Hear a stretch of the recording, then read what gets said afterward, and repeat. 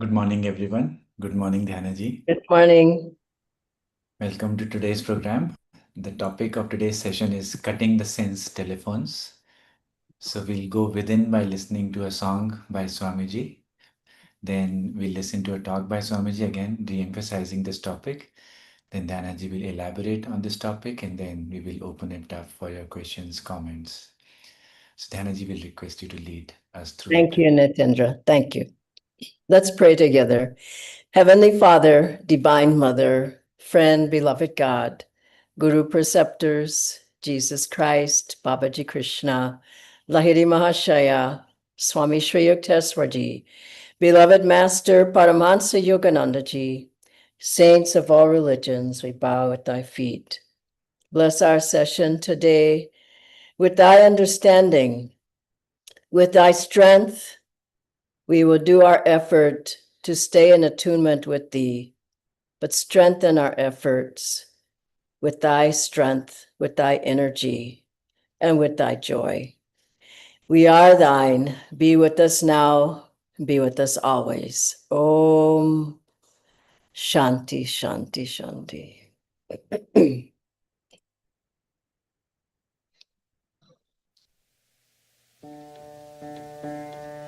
Listen, listen, whispering within your soul, hints of laughter, hints of joy, sweet songs of sadness, of quenchless yearning for the light, for my love, your true home. Long your heart has played the dance, long you've toyed with merest shadows of the treasures left behind you deep in your soul.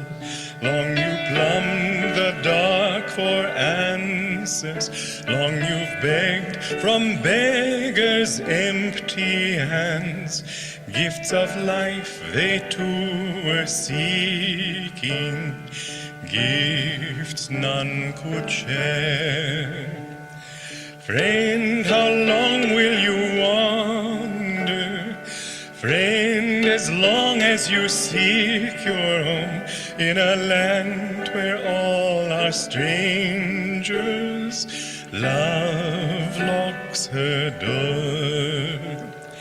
Leave to the weak his craven life, to the coward leave his dreaming. Oh, my saint, wake up, reclaim the light, seek the truth behind all seeming. Leave to the weak his craven life, to the coward leave his dreaming. Oh, my saint, wake up, reclaim the light, seek the truth behind all seeming. Joy to you, friends. Today I'm going to read you two slokas from the second chapter of the Bhagavad Gita, 57 and 58. He who, under all circumstances, is without attachment, and is neither elated by goodness nor depressed by evil, is a man of established wisdom.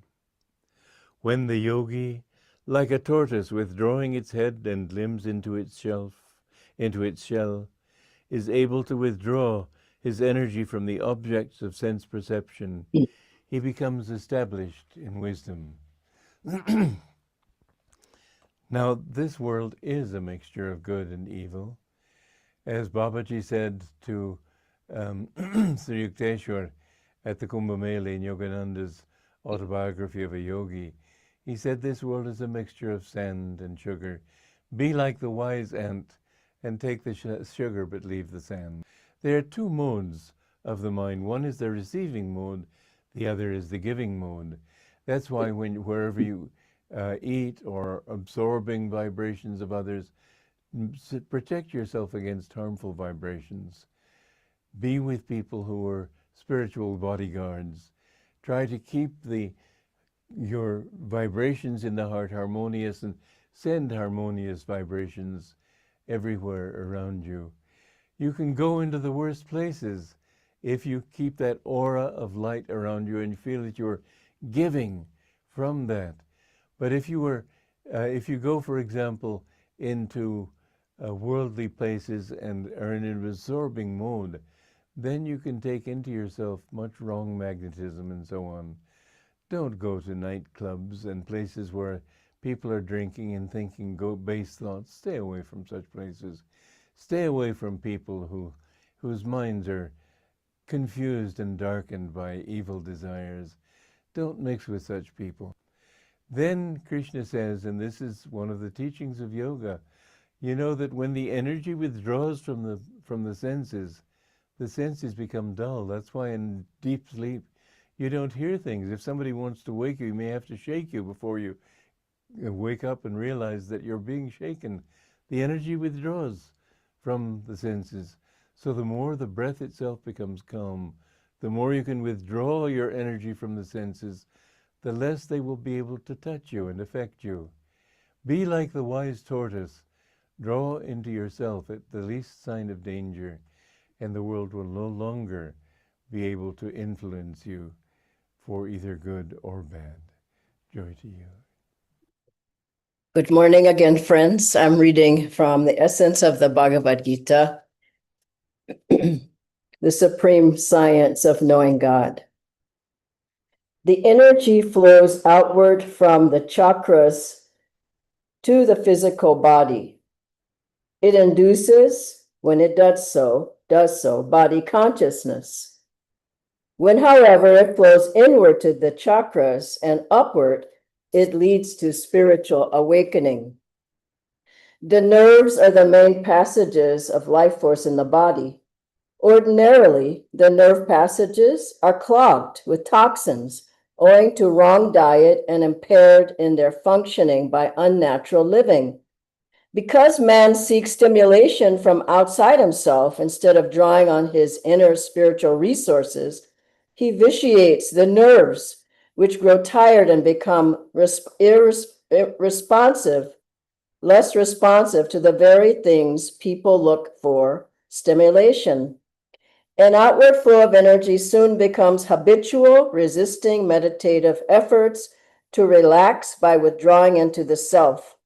Yogis therefore advise purifying the nerves by proper diet, yoga asanas, the practice of yoga meditation techniques, among which Kriya Yoga is preeminent.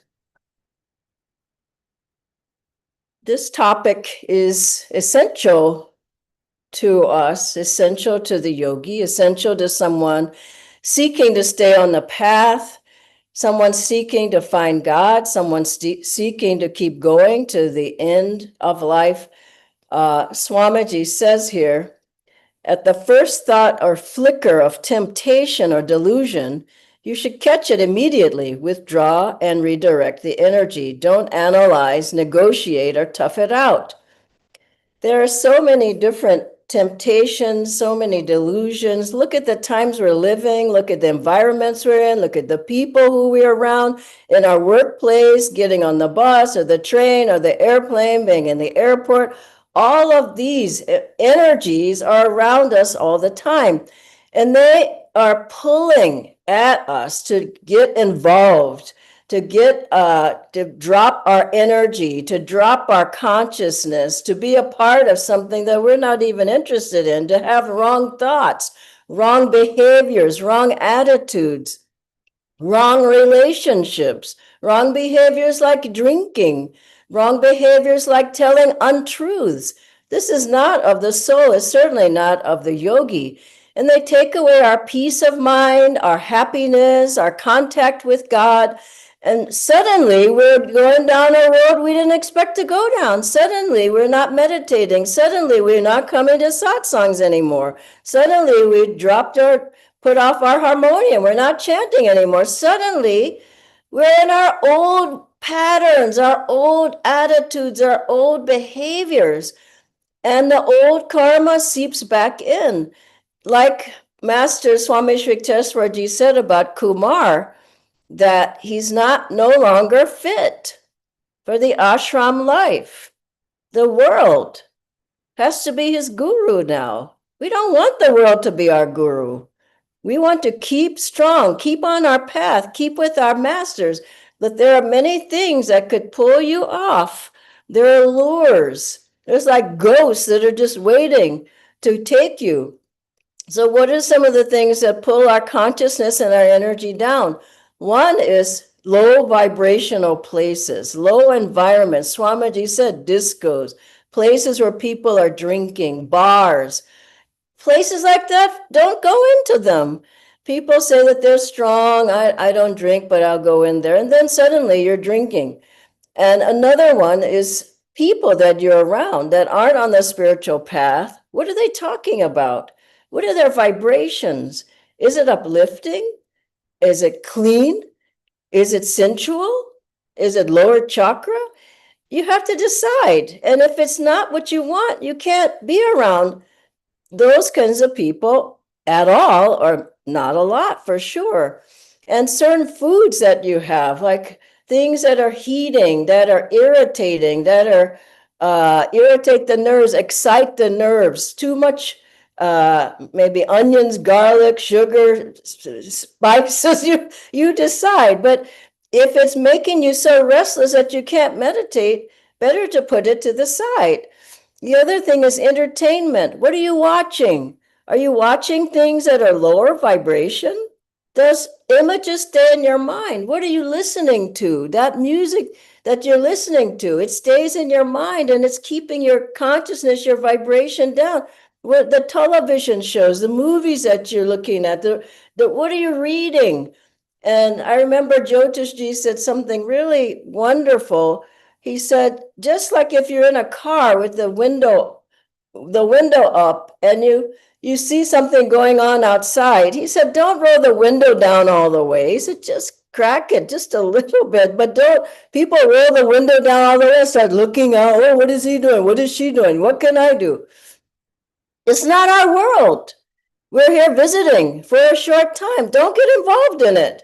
If the news, I look at certain parts of the news, I said, I'm not going to read that. I'm not going to read that. I'm not going to read that. I'm not going to read that. I'm not going to look at that. I'm not going to look at that. So you have to decide. But certain energies, they just bring your energy down. Now, what can we do about it? How do we deal with it? First of all, you have to keep your energy strong, your body's energy strong. Get off of the couch is one thing. Get moving. Energization is so cleansing to the body. It cleanses any impurities in the body, in the mind. It cleans your aura up. Yoga postures cleans your aura up, uplifts you, gives you good thoughts and affirmations, balances your energies so that you're not feeling pulls that will draw your energy down. Same with taking some exercise every day. I walk every day or swim. Do something. Do some kind of exercise where you're just, Master said, exercise until you sweat, until you really let the body just break the tensions and the stresses which cause you to want to do things that are not natural. And also the proper diet. We talked about that already. Another is, how are you going to cut the sense telephones? It's wonderful. We have every possible technique of cutting the senses. Master said, Hong Sa helps you to relax, to be calm inside instead of agitated, restless, nervous, going outside of yourself. Just practicing that, the Om technique, helps us to hear the inner sounds and see the inner light, which are far more alluring than anything outside of us. If you just take the time, and also playing like we do at the programs here, playing the Om around your house, play it when you're in the airplane, or play it on the train, or play Swamiji's music. And of course, the Kriya technique is fantastic. It just Well, Lahiri Mahashayaji said, solve every problem through Kriya Yoga. And there's a fantastic story of a man who was an alcoholic. Swamiji knew this man. He would practice Kriya literally with a bottle of whiskey in one hand and his mala beads in the other. And he would do a few Kriyas and then he'd take some drink and then he'd do a few Kriyas, take some drink. And I don't know how long that went on, but it did go on, and it's a true story that at a certain point he put that bottle down. He said, I don't need this anymore. I feel so much joy inside myself. This is deterring me from my inner joy. And he put it down, and Master said, I can take 5 young boys. And he said, the worst type, give them to me. He said, I teach them Kriya, if they do it in the way that I tell them, then he said this, I will make saints out of them. Saints, meaning they will drop everything that is not good for them. And another is chanting. Master says half the battle. Chant in your mind, chant with the recordings, chant after meditation, chant before you meditate at night, chant on the bus. All the drivers who take me, and I have certain ones that are come to pick me up who are friends' drivers, they know every song of Swamiji's. I sing all the way, wherever we're going, I sing all the way back. I'm playing the music and I'm singing. And Swamiji gave a beautiful story of when he had to go look for a singer in San Francisco, a famous singer who might sing some of his songs. And he was in a not so nice area of San Francisco. And he said there were all kinds of negative, heavy energies around and pulls. And he said that he sang Sri Ram, Jai Ram, Jai Jai Ram out loud, just sang it walking down the street. And he just felt it was creating an aura of protection. The music does create an aura. Our practices create an aura. And another one is, please don't stop coming. I see people I haven't seen for a year. I said, what happened to you? Where have you been? Oh, this happened and that happened and on and on and on. You just opening yourself. I don't know how you're going to make it. You need the ashram, you need the vibrations, you need the guru bhais, you need the satsangs, you need the chanting, you need the talks. You need it to stay on the path. You can't go on alone. And finally, it's recommended to have an astrological bangle or some gemstones or navratna. If you think you're strong enough to go without it, try it. But I would say if Master said it, Swami Sri Yukteswarji said it, sell something that you have and get a bangle, put it on. It will protect you. And finally, a couple of stories on getting help from the guru. I know a friend who drank often, socially, and alcohol, and she went to Swamiji. Now, this is the thing, you can't hide. Divine Mother sooner or later opens the curtain and shows everybody what's happening. So this, what I love about this friend is she went to Swamiji and she said, this happened in India. She said, I drink socially. I need to. I mean, people around me all drink, not I need to, but I like it. And he said, well, let me tell you, that's tamasic, for one. And secondly, that's not who you are. And she never drank again. Now, that's an incredible story. Why? Openness, receptivity. He was able to heal her, to help her. She never drank another drink again.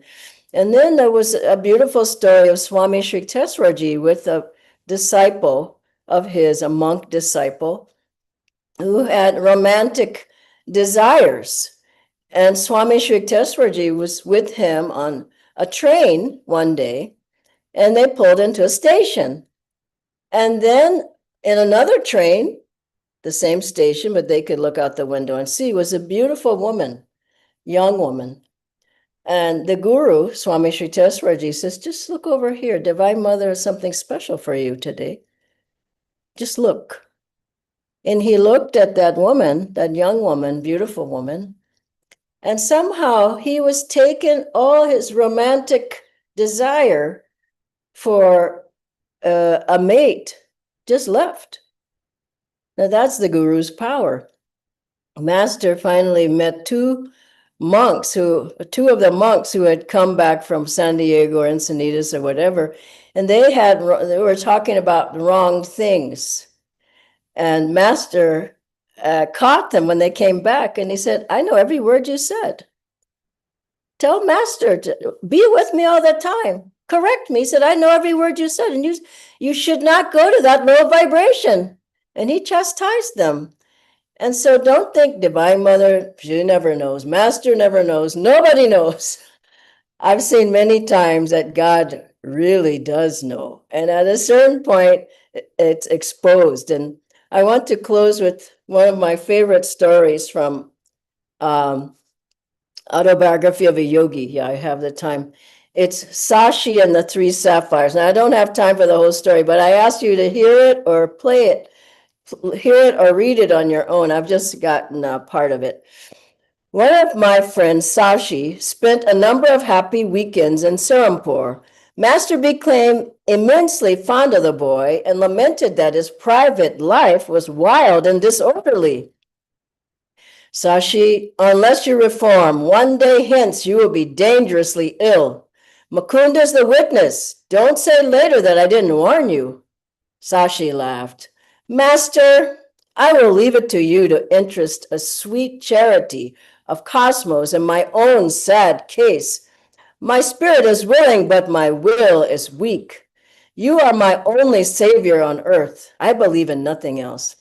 At least you should wear a 2-carat blue sapphire. It will help you.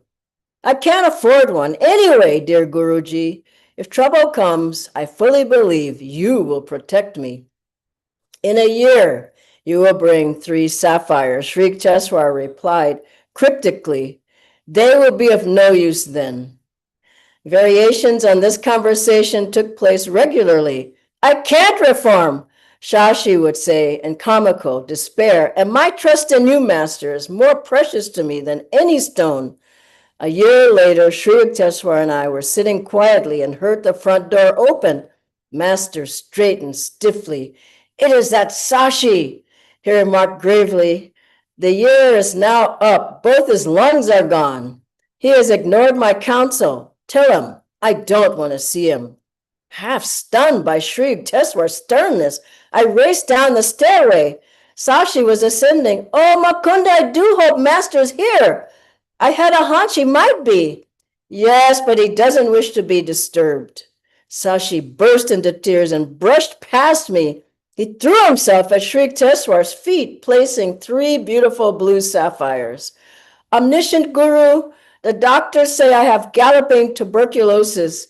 They give me no longer than 3 months. I humbly implore your aid. I know you can heal me.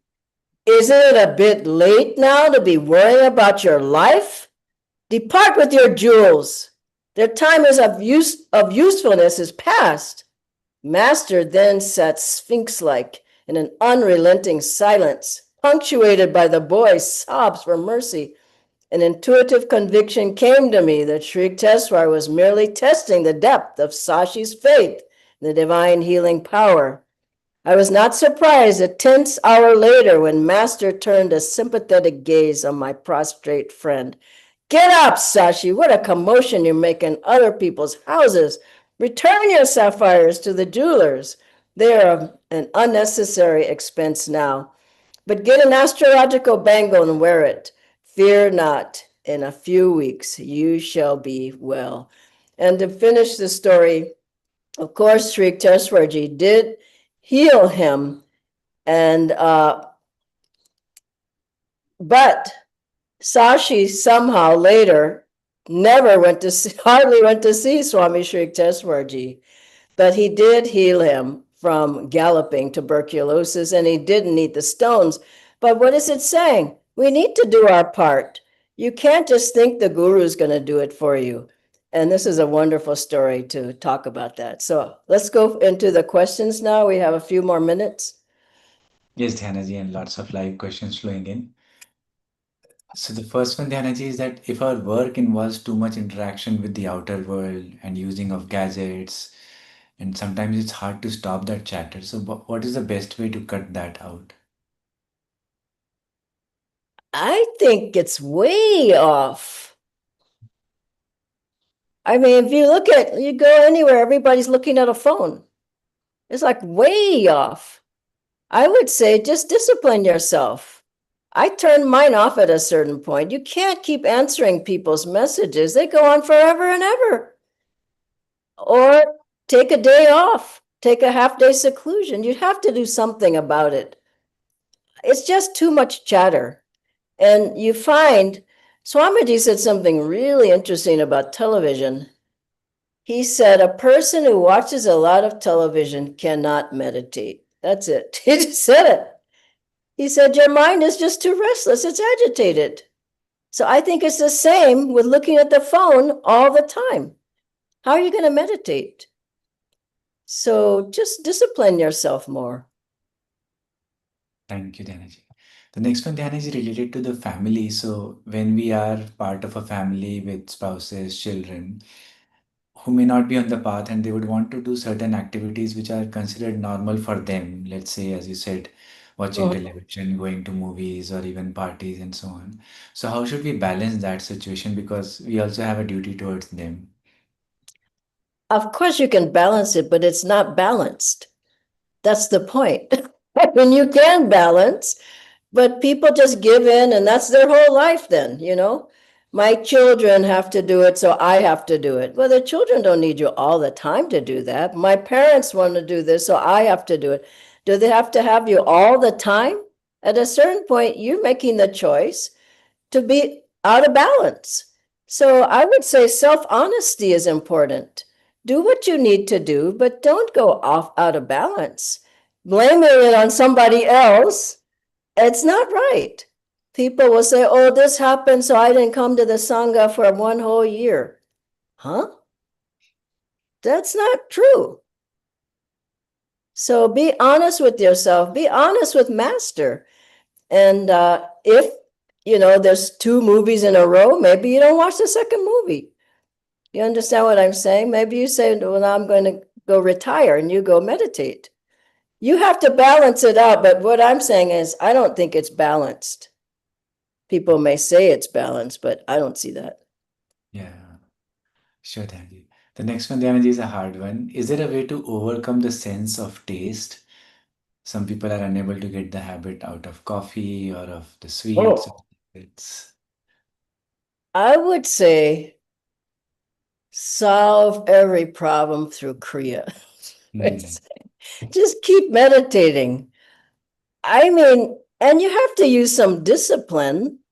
I mean, there are things you could do that I don't do. I'm not going to say something I don't do, but I just find that as I keep the practices going, things fall away. You know, otherwise, the other thing is pain. You get unhealthy. You're overeating, you're eating junk food all the time, and you're gaining more and more weight. And then you go to the doctor and you've got all kinds of problems. So pain and doctor's reports, they'll stop you. The other thing, if you exercise more, you feel better. And then you go for that big, what do you call it? I don't know what it is. Anyway, whatever it is. And you eat that, and afterwards you don't feel good. Vada pav.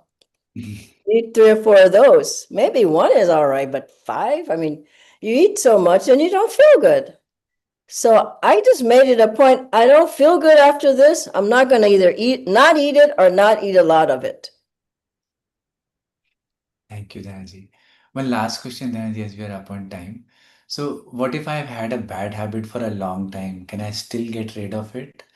And how did like Swamiji overcome smoking? Or maybe if you had any habit which you had a challenge overcoming. Yeah, I was thinking about that. Swamiji, he used to smoke and he thought he wanted to be a hermit. He thought, what hermit smokes? So he tried to get rid of it. And it took him some months, I think even a year. But it's in the Raja Yoga book. But he kept saying, I have not yet succeeded. He didn't say I failed. And he went to bed with an affirmation of success that he would. So he kept cutting down, and then he got rid of it. Master said you can get rid of a habit in a day. Now, then I read that's a very strong person. Then I read elsewhere it could take some time. It depends on you. Now, I can't think of something that I had to wrestle with to get rid of. Honestly, I just find that the more I serve, meditate, call on the guru, what I want to say is the practices work. They work. They are the solution. You don't have to go do something else. And as you do them, you find that the grace is there. But here's the thing, you have to want to change. You have to want to. I think some people are weak-willed. They don't want to. They like drinking or whatever they're doing. And at a certain point, you just say, no, this isn't right for a yogi. It's not right for a disciple. I don't feel good. I don't want to cheat anymore. I don't want to lie. People do that and they think it's okay. It's not okay. You need to drop it. But you have to decide when you want to drop it. Swamiji had a doctor once here in India who came to him, a surgeon, and he said, I have to cut corners to pay the bills for my kids to go to school, to college. He said, I don't want to do that. It's cheating. And Swamiji wrote the material success lessons based on that man's request. From the hospital bed at that, he started writing it. So it's serious. I think the main thing is people think these are light things, but do you want to come back again and again and again for something like that? We're trying to get rid of our delusions, get rid of the temptations, get rid of things that we don't need, get rid of bad habits, get rid of wrong attitudes. And so as you do that, you find that you do the practices, you find you are a changed person. But you have to really want to change and you have to work at it. There's no easy way out. There's no easy formula except for doing Kriya more. Solve every problem through Kriya. Any more?